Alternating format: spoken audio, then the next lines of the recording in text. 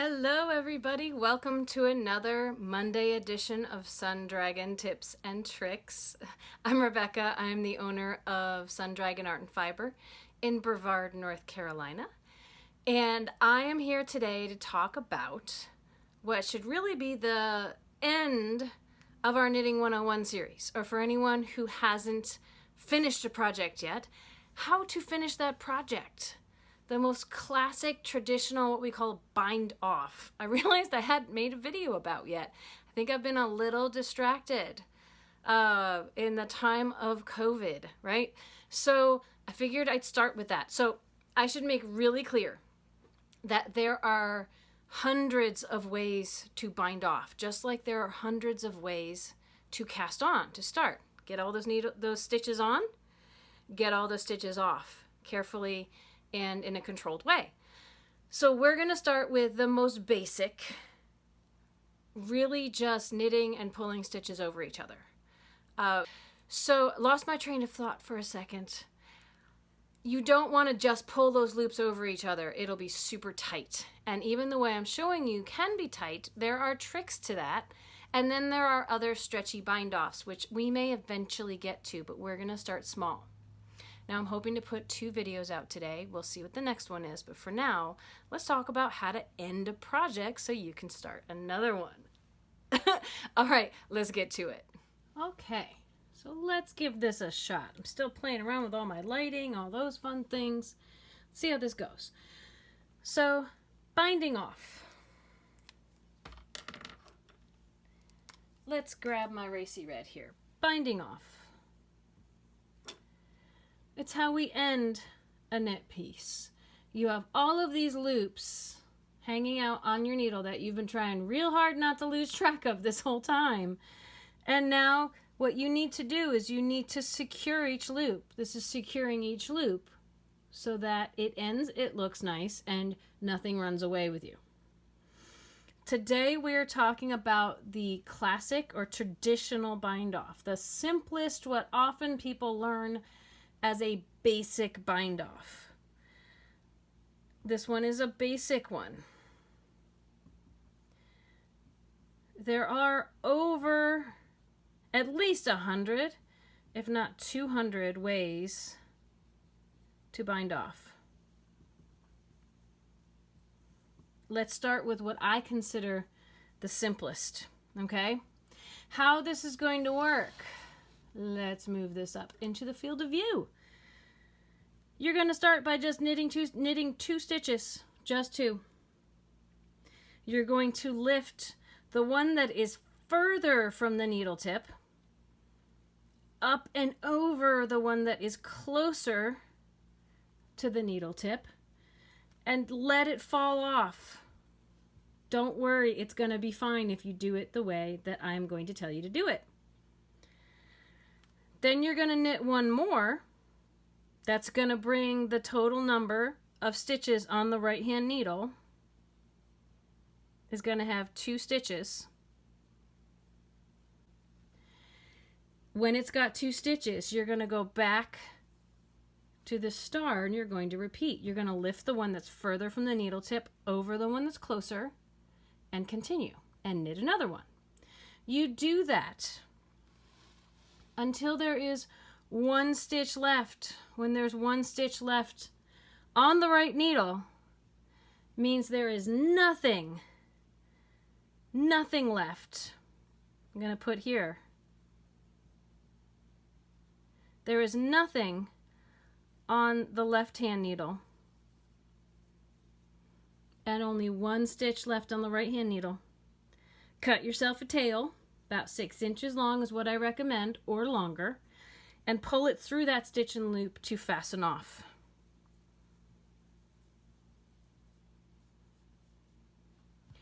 Let's see that, the logic of that in a drawing, and then let's see it in action.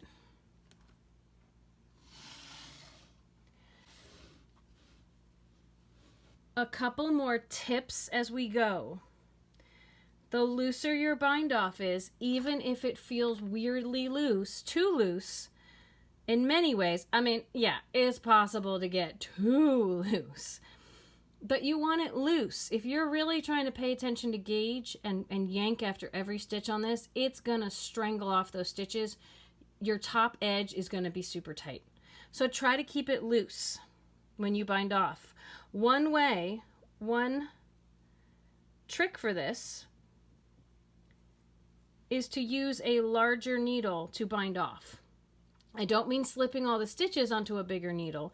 This larger needle is going to be the one, what I like to call your working needle, your right hand needle. If the one that is doing the work, that is going in to knit the stitches, is larger, the loops that are created during your bind off will be larger and your bind off will be looser. So here is where we are when, let me get another needle out here. This is when we have the step 1 was knit 2 stitches. Here are our 2 stitches.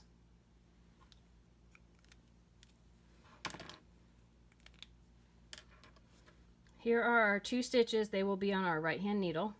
I've tried to kind of draw. This one's bigger than that one. The right hand needle is bigger, so therefore these stitches are going to be bigger. Now, let's do our classic, as I get all my needles and markers to start rolling. Let's color code these. The first stitch I knit is purple. The second stitch I knit is orange.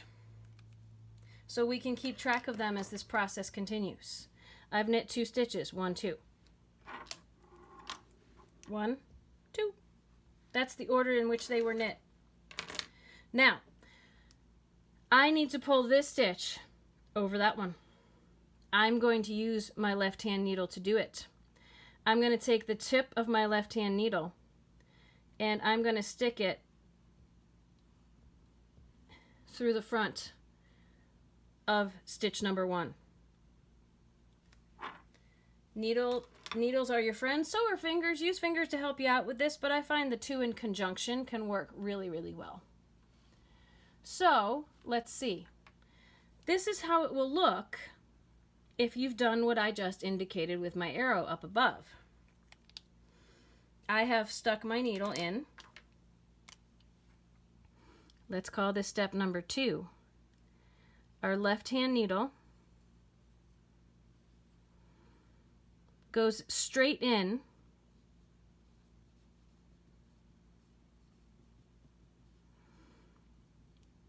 the second stitch.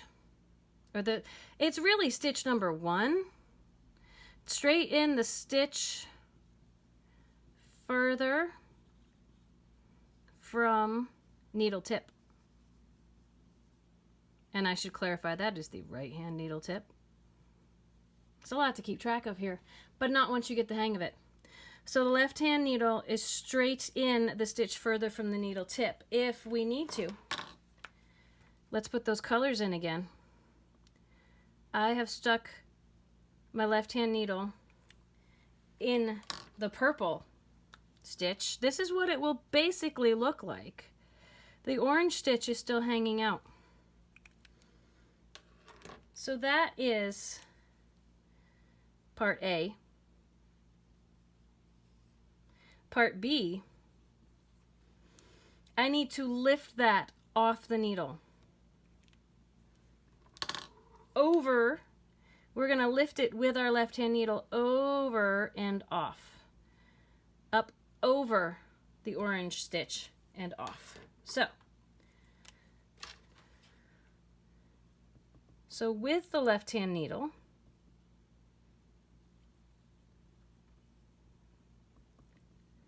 lift that stitch. Yeah, spelling. Over.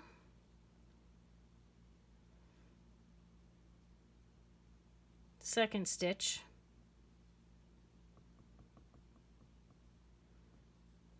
And off the right hand needle.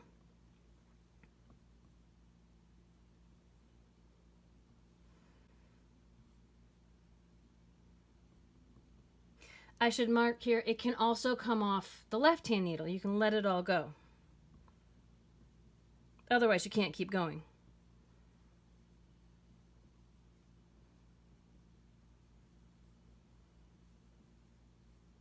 It won't fit there.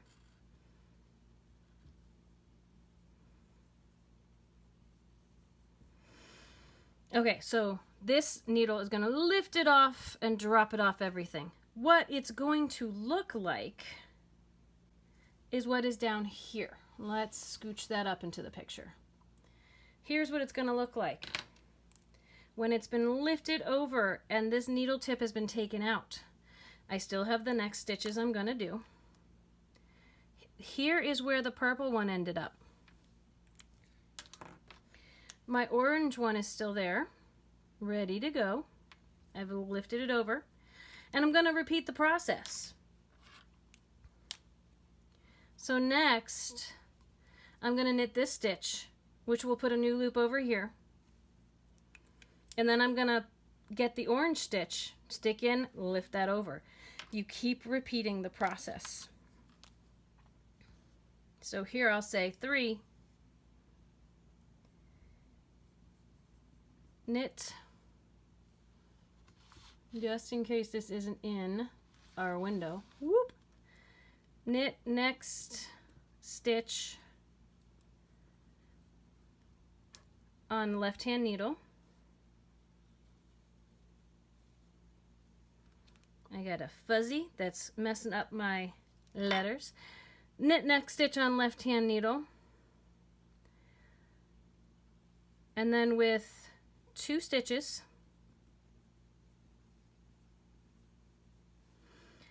on your right hand needle, repeat from 1. Now, I mentioned what happens at the very end. Instead of drawing that, because our board is now full, I will show you that in person. With real yarn, as they say, in real life, instead of on a drawing here. Let's move on to that part. Okay. Here is my little swatch with some funkiness from an intro knit lesson I was doing in the edges. The needle that I've currently been knitting with, if we can show it off here. Oh, it's so big, it's hard to show off in the camera. It is a 15. I'm going to use a shorter needle. This is the supplies I have at home. Oh, the times of COVID. I'm going to be casting off with a 17.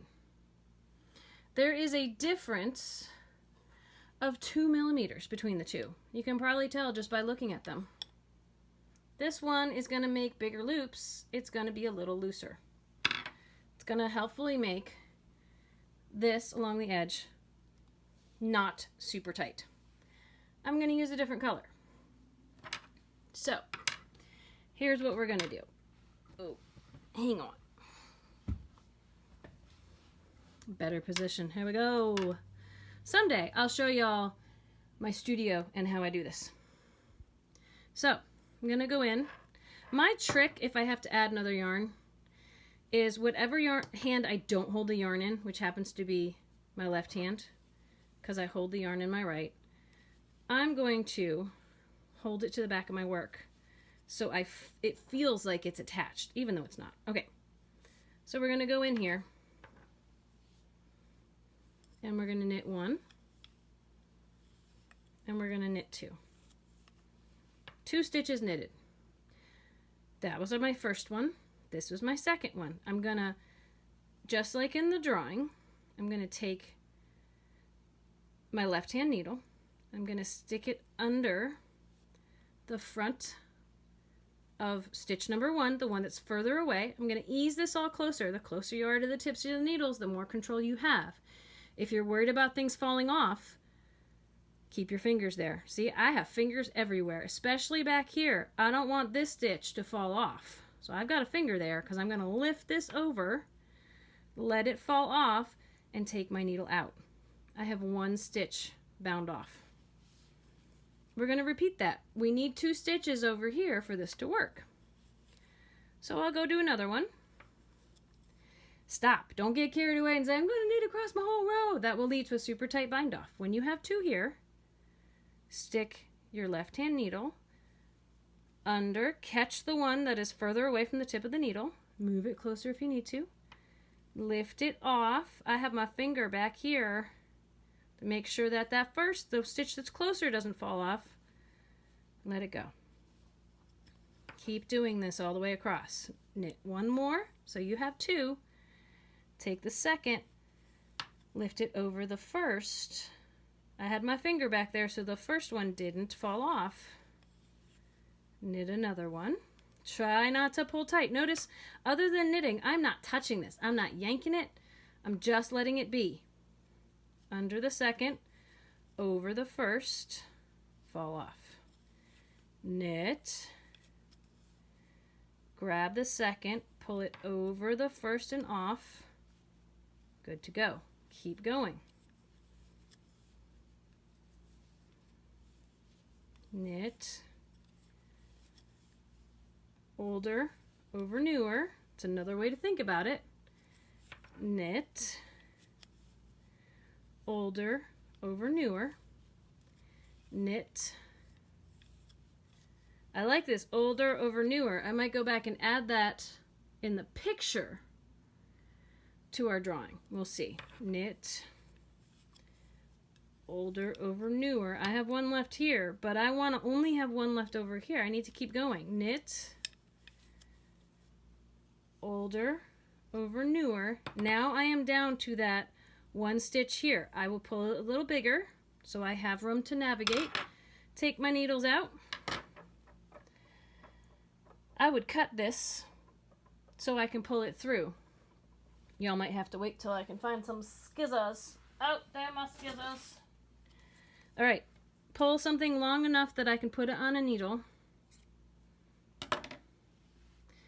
Whichever way doesn't really matter, but maybe come up from the bottom, a little bit less of a lump.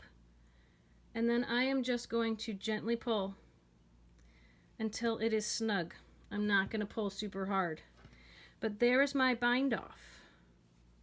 That's what it will look like. It might even match the cast on edge a little bit. But if I do it with a bigger needle, it doesn't look huge, right? It doesn't look a whole lot bigger than these stitches, but it's got some give to it. It's not super tight. There we go. Good to go. All right. Thanks for joining me today on learning how to do a classic bind off. Before we go, and I always got to mention the things like, if you like this video, give it a thumbs up. That's always helpful. If you haven't subscribed already, please consider subscribing.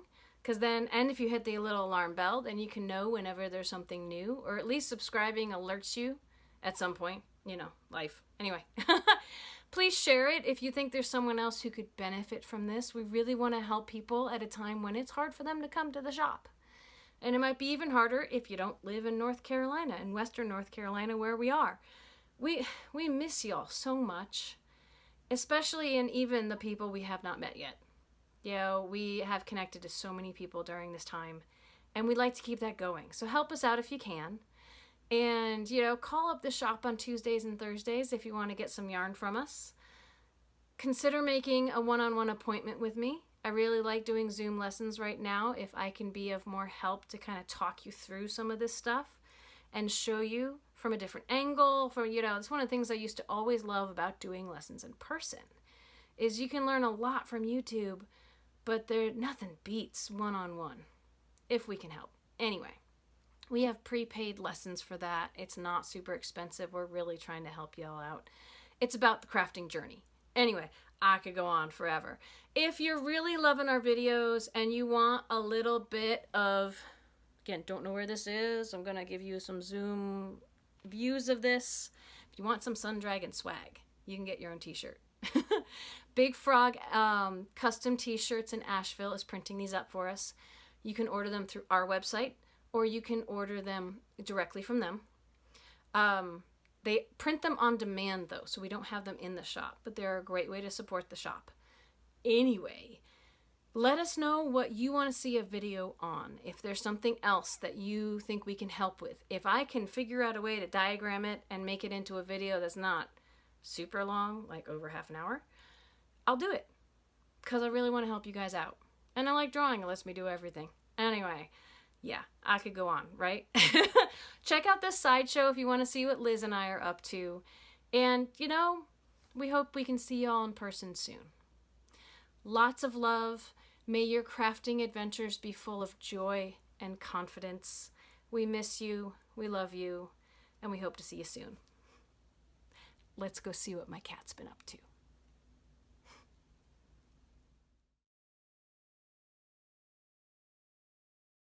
Hi, baby. You doing okay? Yeah? Oh. Oh, it's a don't touch me day. I gotcha. It's stormy and nasty out there. Maybe you'll join me in my next video, okay? Love you, kitty.